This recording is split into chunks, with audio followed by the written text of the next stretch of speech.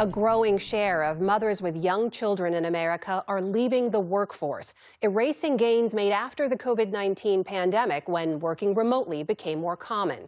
Economics correspondent Paul Salmon reports on the impact. Here, I'll put it up. Nicoletta Barbera always saw herself as a working mother. She and husband Stephen worked for the U.S. Institute of Peace, funded by Congress, while raising two sons in Washington, D.C. Until March. Overnight and with barely any warning, almost the entirety of the workforce of the United States Institute of Peace was laid off, kind of en masse. Dozed, including both Barbera and her husband. The rug was really kind of taken out from under us because we not only went from 2 incomes to 0 incomes, we went from having a family health insurance policy for us and our 2 young children to no health insurance. Even moms who haven't been axed are leaving their jobs, especially in the back-to-the-office federal government. Those positions are predominantly held by women, and in particular women with children, who often are willing to forego wages in the private sector for more flexible work environments that historically the federal government has provided. Pick one that you could eat. But now, the share of working mothers with children under 5 is falling, says economist Misty Hegenes. We've seen this continual, perpetual decline in mothers' labor force participation. The first half of 2025, it shrunk by 3 percentage points. A lot of good stuff. In the pandemic era, remote flex-time schedules helped push women's participation up to a record 78%. Once the flexibility vanished, however, it was either going to be my kids or it was going to be my work, and I chose my kids. No. A braid or a bubble braid? Mom of 4 Casey Palaio juggled her job, an accountant for the New York Giants, and kid care when she worked from home. Then my employer was calling for everyone to return to the office. So that was really like the final straw for me. That was like the breaking point where I knew like I couldn't do that. Working 9 to 6 in an office with no days from home. If school was closed, who was going to stay home with my kids? If she had to be picked up because she was sick, I was going to be the one to leave work to go get her. Like, something had to give. Ready? She's now a stay-at-home mom. I felt like forced, and in the position I was in, there was no other option. You're gonna smush that one? Okay. Same for Jennifer Arenas Cardenas, who depended on flex time to balance her job as a school psychologist with the needs of 3-year-old twins and a new baby. But last school year, I was told to come at a certain time, to leave at a certain time, whereas in years past, as long as I did my job within the hours that I was there, I wasn't really given too much grief over it. Arenas Cardenas loved her work, wanted to stay, but she says, trying to manage work expectations, trying to manage home life with twins and a new baby, it came to a point where it was unmanageable. Could you not have put the kids in infant care or something like that? If we were to go that route, then my entire take-home paycheck would be going into their childcare.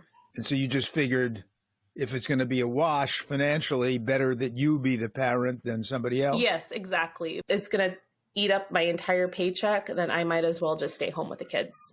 Made sense for her family, but it wasn't necessarily better for her clients. When I was able to do video calls with families or call outside of a typical school schedule, it worked out a lot better for families. I was able to accommodate them and meet them where they were at. Let's say if a mom got off of work at 5 o'clock, 6 o'clock, I didn't have to make her come to the school at 3:30. I could accommodate my schedule to meet that family with where they were at. Why do you think your school, and other places, of course, eliminated hybrid work if there was an advantage to the people they were serving?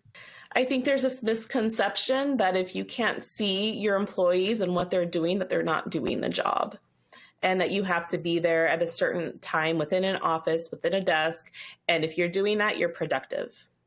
There are real costs to the mothers like Arenas Cardenas who've left or lost their jobs, says economist Hegenes. When you step back from the labor force, it's not only something that affects you today, it is something that ripples throughout your entire lifetime earnings trajectory.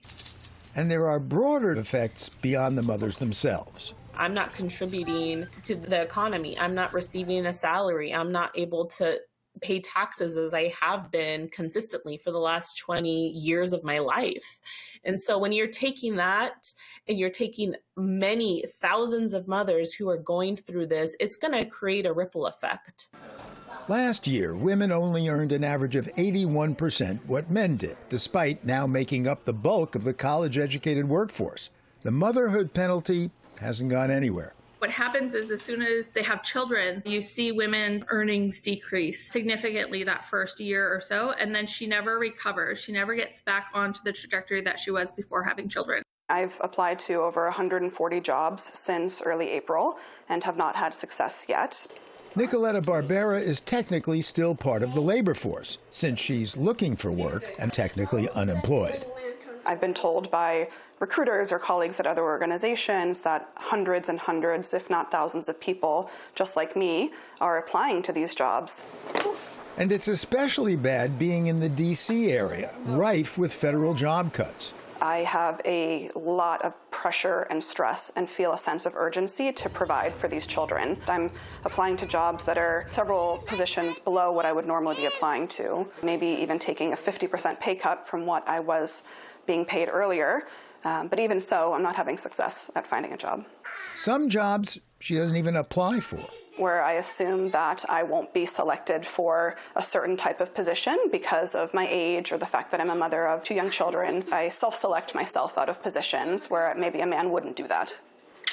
Arenas Cardenas chose to leave, but she'd love to be back working her old job.